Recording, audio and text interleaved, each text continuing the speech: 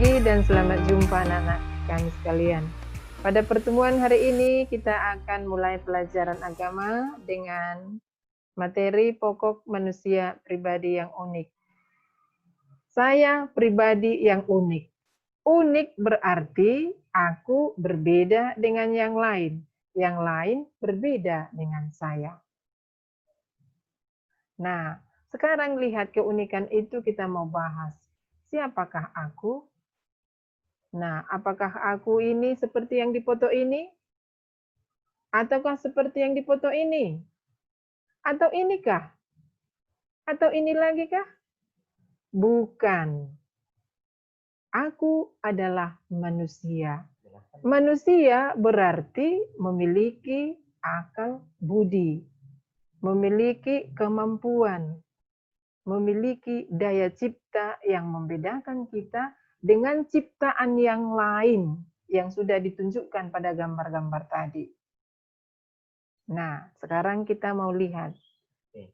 Manusia dengan tubuh yang sama sekali berbeda dari makhluk jenis apapun yang sudah kita lihat pada gambar tadi ya.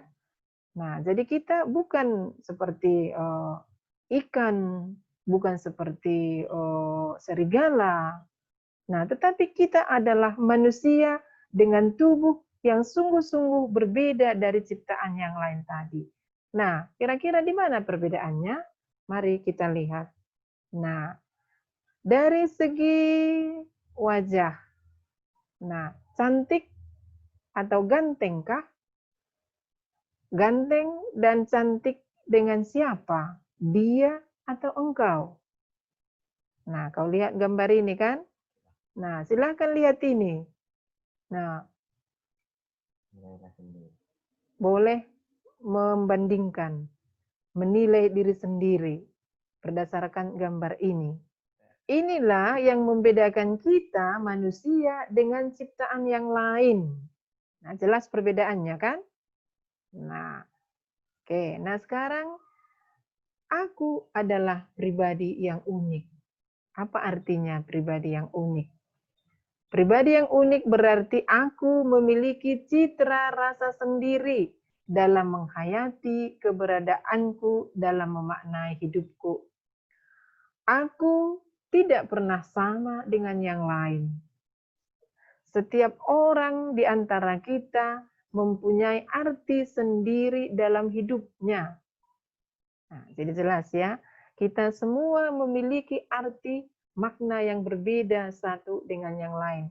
Walaupun kita sama-sama manusia. Nah, sekarang kita lihat di mana ciri-ciri perbedaan itu atau keunikan itu. Yang pertama, ciri-cirinya yang membedakan kita dari segi fisik. Segi fisik ini bisa kita lihat dari warna kulit.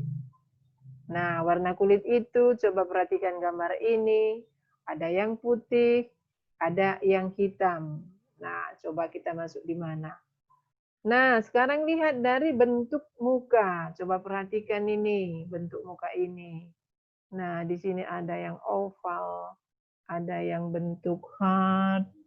Nah, sekarang lihat, coba cocokkan gambar wajahmu. Kira-kira saya masuk dalam gambar yang mana? Atau mirip dengan gambar yang manakah bentuk wajah saya? Nah, sekarang kita lihat lagi. Perbedaan itu nampak dari bentuk atau warna rambut. Coba amati, ada 3 di sini warna rambutnya ya. Nah, satu hitam. Satu ini seperti, apa ini ya? Perak ya? Nah, perak. Lalu satu lagi seperti emas. Nah, lalu kita mau bertanya, kenapa sih terjadi perbedaan-perbedaan itu? Nah, jawabannya ini. Waktu menciptakan manusia, Allah sudah merencanakan dan menciptakan manusia menurut gambar dan rupanya. Jadi kita ini adalah citra Allah. Citra berarti mirip. Citra berarti gambar, segambar dengan Allah.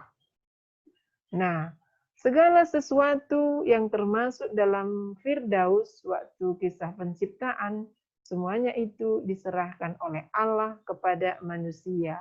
Untuk apa? Untuk dipelihara, untuk dijaga. Ya.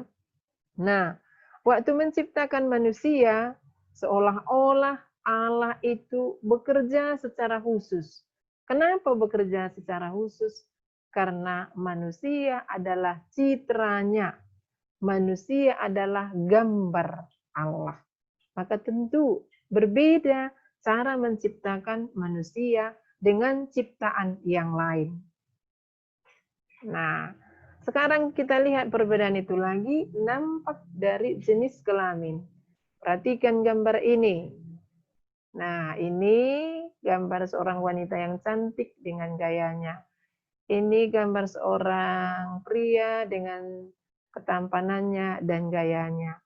Nah, di sini ini gambar seorang pria, ini seorang wanita ditunjukkan di sini dengan kekekaran dan kelembutan masing-masing. Nah, perbedaan itu lagi nampak dalam kekayaan rohani. Nah, kekayaan rohani itu bisa dalam kemampuan. Kemampuan itu misalnya saya mampu bermain piano, saya mampu misalnya memasak. Nah, lalu dari segi kepandaian. Nah, kepandaian. Ada orang yang punya intelektual yang tinggi. Nah, dia cerdas, dia pintar. Sedangkan ada orang yang sedang-sedang saja. Ya, bisa mengikuti. Tapi ada juga orang yang memang betul ya IQ-nya ya sangat sederhana ya. Nah, maka dari situ kita bisa melihat saya bagaimana ya dari segi kepandaian. Termasuk yang pintar, aku yang tinggi, sedang, ataukah rendah. Nah, lalu dari keterampilan. Nah, keterampilan di sini bisa lihat, aku terampil tadi memainkan sepak bola, futsal. Ada yang terampil untuk main basket. Ada yang terampil memainkan piano, memainkan gitar. Tetapi ada juga orang terampil dalam melukis. Nah, di sini hobi. Nah, ada orang punya hobi untuk memasak, ada hobi melukis, ada main gitar, main band, main futsal, basket, dan lain sebagainya. Ada juga sifat-sifat yang menonjol. Nah, sifat-sifat yang menonjol itu misalnya dia ramah, dia periang, dia suka menolong. Nah, lalu dia pemaaf. Nah, perbedaan dari pengalaman hidup. Nah, di sini tadi ada yang sedih, ada yang gembira. Setiap orang pasti pernah juga mengalami kesedihan dan juga pasti pernah mengalami kegembiraan. Yang membuat pengalaman sedih dan gembira tentu berbeda satu dengan yang lain. Baik pengalaman sedih maupun pengalaman gembira mempengaruhi kita dalam pengalaman hidup. Dari materi yang Suster sampaikan tadi, Suster menyampaikan beberapa kesimpulan. Kesimpulan yang pertama, menerima diri apa adanya merupakan proses yang tidak mudah. Butuh proses panjang untuk bisa menerima diri apa adanya. Ada orang yang merasa tidak puas dengan dirinya sendiri ketika dia melihat temannya lebih dari dia. Maka kadang-kadang muncul pemikiran, mengapa saya dilahirkan seperti ini? Mengapa tidak seperti dia? Nah, di sini ditunjukkan bahwa belum bisa menerima diri apa adanya. Mereka yang masih berpikir seperti itu masih belum menyadari bahwa perbedaan-perbedaan yang bersifat jasmani yang melekat dalam dirinya itu dipengaruhi oleh faktor keturunan dan juga faktor lingkungan. Nah, maka diajak kita untuk mengadakan refleksi. Yang pertama, dalam kehidupan ini, nilai apa yang sebenarnya yang kita kejar? Yang kita harapkan membuat kita bahagia? Nah, yang kedua, apakah nilai seseorang itu ditentukan oleh kecantikan atau ketampanan, hidung yang mancung, ataukah ditentukan oleh sikap dan perilaku serta keteladanan hidup? Nah, silahkan melihat diri masing-masing. Ya. Nah, maka pada akhir pelajaran ini, suster memberikan tugas. Yang pertama, tuliskan ciri-ciri yang ada dalam dirimu dari segi fisik, intelektual, hobi, dan pengalaman hidup. Yang kedua, buatlah simbol tentang dirimu dan berikanlah penjelasan tentang simbol itu. Yang ketiga, niat atau sikap apa yang akan kamu lakukan dalam menghayati keunikanmu sesuai dengan pesan kitab suci. Nah, contohnya begini. Sesudah saya mengenal keunikan diri saya, maka saya berniat, mulai sekarang saya akan bangga dengan diri saya. Mulai sekarang saya akan menerima diri saya apa adanya. Mulai sekarang saya berniat untuk bersyukur kepada Tuhan tentang keunikan diri saya. Demikian pelajaran kita pada hari ini. Tetap di rumah dan sampai jumpa. Tugas dikirim melalui Google Class.